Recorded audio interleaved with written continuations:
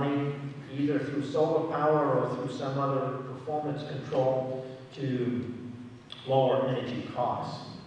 Number 22 is an ordinance on farm animals. It requires owners to keep farm animals out of the roadway. That is a problem actually in a couple of areas of Barrington. Barrington still has rural lifestyle. That's one of the things everybody says they like. They don't like it when the chickens are in the road and they have to stop when the horse gets out. So this is an ordinance to require farmers to make a reasonable effort to keep their animals under control. Number 23. In 1976, the Advisory Budget Committee was established and has worked very well over the years. These are revisions being proposed to help it function.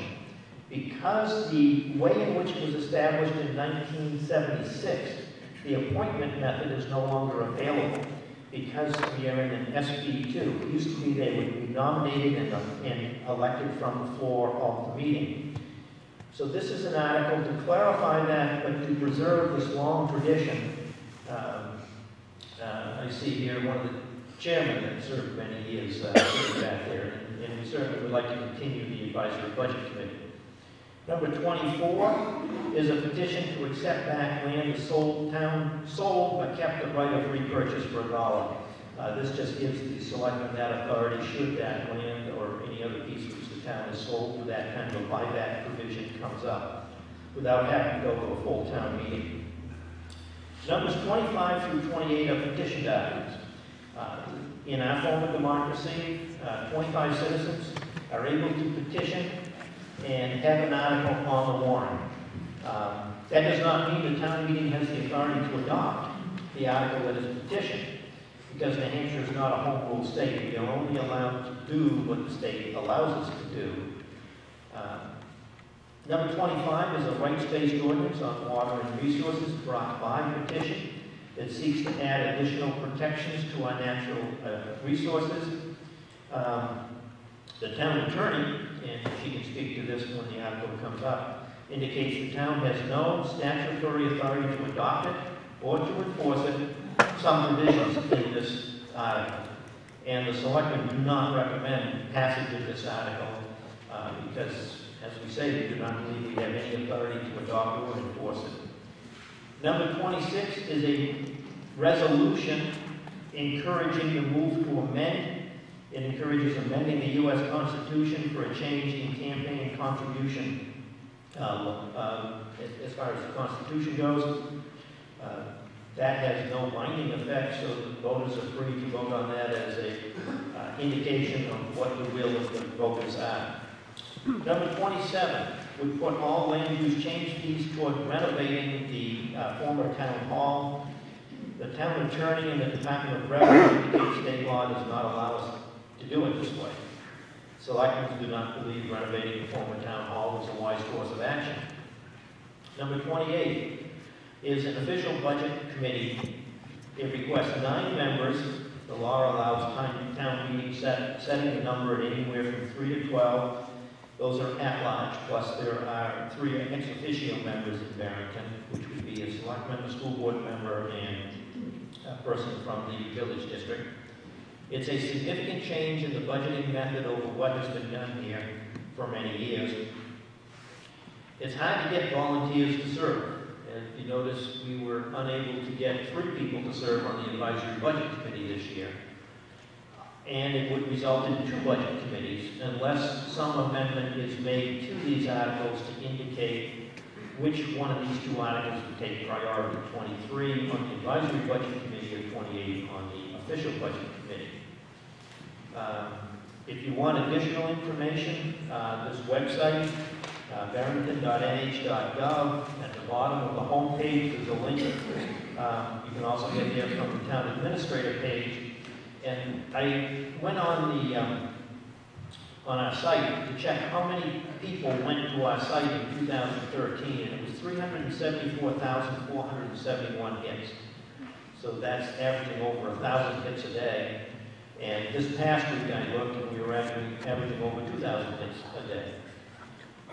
Certainly appreciate everyone being here, and as we go through the deliberative session, I'm sure you may have more questions. But thank you, Mr. Moderator, for this opportunity.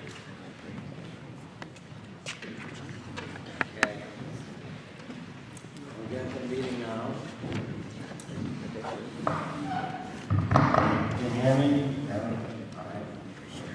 All right, first thing I'd like to do is review Stan's rules of order. They're pretty simple. I set no rules of order, basically. No smoking, you know that. No drinking allowed in the gym except water.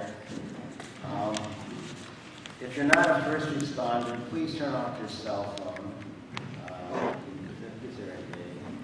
The selectman, school board, county administrator, school superintendent, ABC will be recognized first before any debate is allowed before. The moderator reserves the right to limit debate. Debate should be as concise as possible. Debate has to be pertinent to the warrant article on the floor. We have a tendency to wander, and it must be pertinent to that warrant article.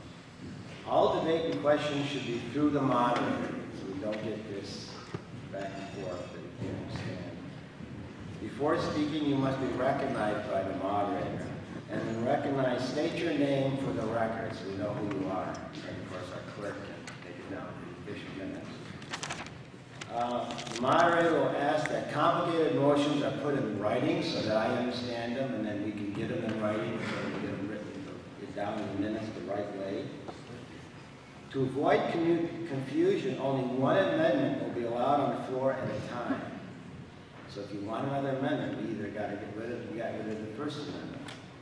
But we won't debate two amendments at the same time. The disabled and the elderly are allowed to vote first. We go to a secret ballot. If 7 or more challenge the hand count, immediately after the count is not announced, we will go to a secret ballot using the voting ballot. If 5 or more request a secret ballot in writing before the warrant article is open for discussion, we automatically go to a secret ballot. 5 or more in writing before I open up the article, we go to a secret ballot. After you have spoken, the moderator reserves the right not to recognize you again until others have had the opportunity to speak. Normally, only residents are allowed to speak, but I do make exceptions when we're dealing with outside expertise like attorneys who wish to speak. So our attorney works outside the town, so she'll be allowed to speak. And importantly, I take this very seriously, no personal attacks will be allowed. None. Okay. All right. Well, Article 1, the officers, 2, 3, 4, 5, 6, 7, 8, 9 are all warrants that are going to be on the ballot. They can't be amended, so we're not discussing them further. Article 10. So the town of Barrington raise and appropriate as an operating budget, not including appropriations by special warrant, articles and other appropriations voted separately, the amount set forth on the budget posted with the warrant or as amended by vote of the first session for the purposes set forth therein totaling $6,409,114. Should this article be defeated, the default budget shall be $6,269,561, which is the same as last year with certain adjustments required by the previous action of the town of Barrington or by law. Or the governing body may hold one special meeting in accordance to RSA 40:13, 10, and 16, and to take up the issue of a revised operating budget only. Majority vote is required. Okay. 5 vote, 0 vote. The Board of Selectmen recommends this article. And so, does the Board of Selectmen have anything to say to this? To move it? I'll make a motion that we place Article 10 on March. Susan? Second. Second. Are there any discussion from the board?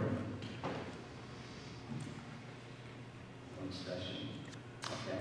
We open up to the town. Is there any discussion in the town on Article 10? Yes. George Bailey, Chesley Drive. Good morning to everyone. My question pertains to a personal question for me. Even though I am a member of the American Legion. I do not represent the American Legion. So the question is on line item 4195, cemeteries. Is the cemetery budget carrying a line item for us to continue to put the flags on the 100 some odd cemeteries that the town has for all the veterans that we have? And the reason I ask this is because last year was the first year that the wife and I participated. And I didn't realize we had so many veterans all the way back from the Revolutionary War forward. It was an eye-opener for me. And I'd like to know if that is a line item under cemeteries to cover that, which would in turn take care of the question that I would have for line item 4583, which is patriotic purposes, which was changed to $1. I don't have a line item budget. Anyone want to answer that? The answer is no.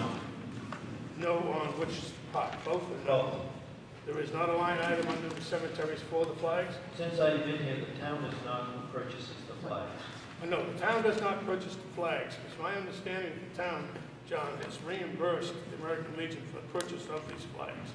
And that's what I'm asking, why it came out of the patriotic budget, went into the cemeteries budget, but is there a line item in the cemeteries budget that covers the purchase of those flags? No. Not that I'm aware of. Cemetery trustee, maybe Rick can speak to it. I'd appreciate that, thank you. Any other comments? Yes. Rick Walker, is that on? It's just short. Put it on the box. They said in the back they couldn't hear, so I'm not sure if this is working. I guess it is. A number of years ago, the Board of Selectmen, at the encouragement of the town administrator, because of budget constraints, reduced the patriotic purposes line. And the Legion approached the cemetery and asked if we could help with the flags. And what we were doing, there is no line for it. It's not typically a expense of the community. Most of the time when flags are being put on veterans' graves by an outside agency, they pick up the tab for that. But the cemetery trustees in the past have worked with them and assisted, and it takes a vote of the 3 trustees to a majority vote to approve an expenditure. But there was never anything that was ever budgeted. When we helped them out, it was taken out of the operating expense fund. Any other further comments?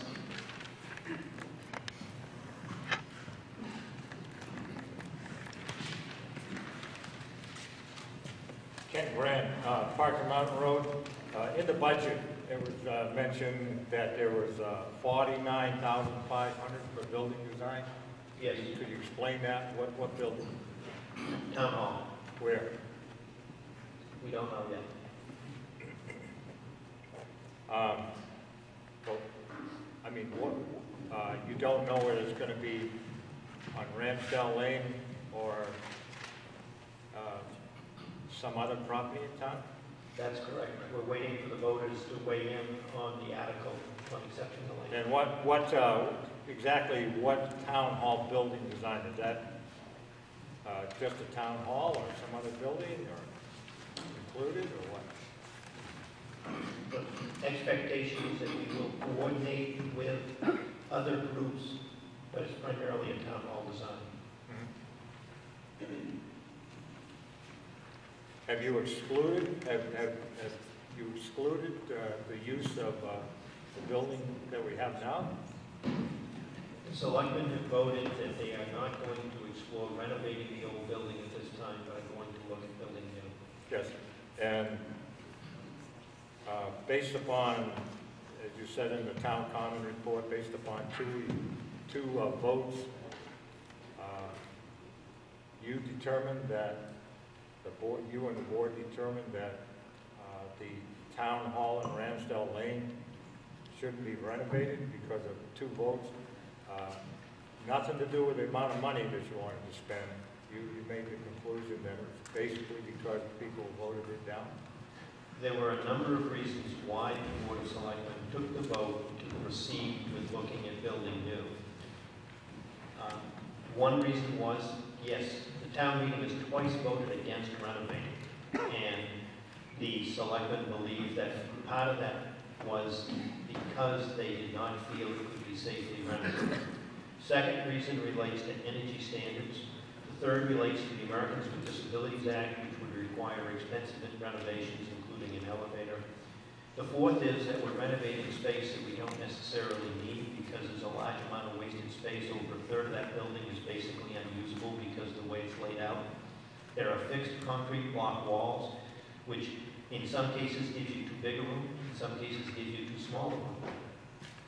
There are a lot of things that would have to be done to that building, and as we looked at what is the value of that building towards renovation compared to new construction, it became quite clear that new construction was a way that would allow you to build a more efficient building designed for the current needs of the community, that was energy efficient, that was fully wired for the capacities that we need today, that was ADA accessible, that laid out a good air handling system to preserve air quality, and for all of those reasons, plus the fact we believe the voters have twice spoken, it was decided to go in the direction of building a new town hall instead of renovating that old building. My position on that is that, firstly, the building was vacated because of a claim of air quality. That has been proven to be inconclusive, and that would have had anything to do with being in the building. You removed the asbestos, according to your reports. The renovations, if they were done, would include ADA accessibility, and it wouldn't necessarily mean that you'd have to have a Cadillac building that could serve the public. And if, to my knowledge, you've gone to these consultants who we have paid hundreds of thousands of dollars to. Why wouldn't we have gone to a design build, any number, Bourne Construction, Jewett Construction, Procon, who are actually in the business, and what, you know, I've seen the numbers come through from the consultants and the building committee, but actually to have it go out to bid, I haven't seen that. And the idea that that building is unsafe, I don't agree with it. And secondly, I'd like to get a commitment from the board today that before you go tearing that building down, that you'll put out a vote to the people who own that building, whether or not they want to tear it down. I'm wondering if you would commit that to a public ballot vote before you even touch anything. Think about destroying the building. And the fire department, they took 3 times, as I understand it, they took 3 times, 3 votes to get their public safety building. The library has never given up on wanting a new $5 to $7 million facility. And so I think this claim that the voters, I don't think you have a claim that the voters don't want it. I think there's some money issue. Thank you. Yeah. I recommend Dan Sweeten. As you're well aware, we have hired experts in the field to evaluate that building. Consult. We've relied upon their expertise in coming to the town meeting. And last time we came in with what these experts said was the minimum number that you could do, and the voters voted it down. We need to look in other directions. Now, I know that a member of the taxpayers group came forward and offered to have an architect go through and come up with a less expensive plan. We're still waiting for that to occur. It is an open offer. If someone can come up with an expert who has the credentials to be peer-reviewed by an architect, to show us that there is a cheaper way of doing that than building new and accomplish the goals that we have, it's certainly something we would be interested in.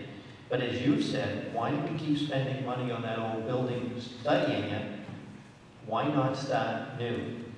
I said, why keep spending money on consultants. But what I'd also like to recognize is there are towns, one in particular, Deerfield, they have a building that's just as old as ours. They haven't torn it down.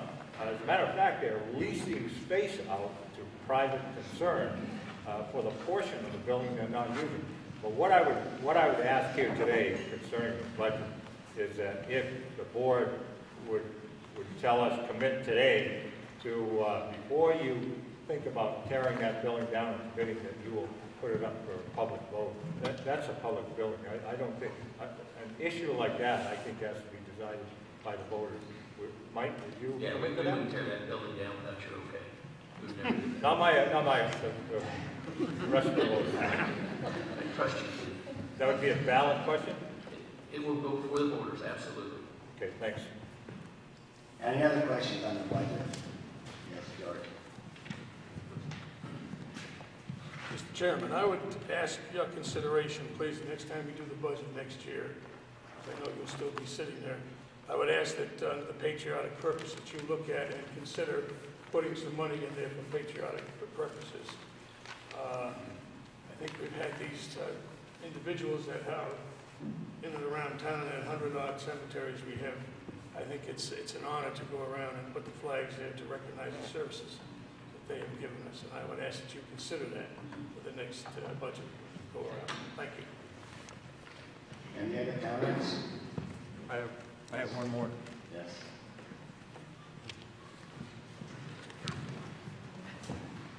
Ken Grant, I'd like to recognize on the revenue side of the town and asking that everybody take into consideration the kind of inequality that's occurring here between the public and private sector, the government spending, not necessarily this board, but government in general.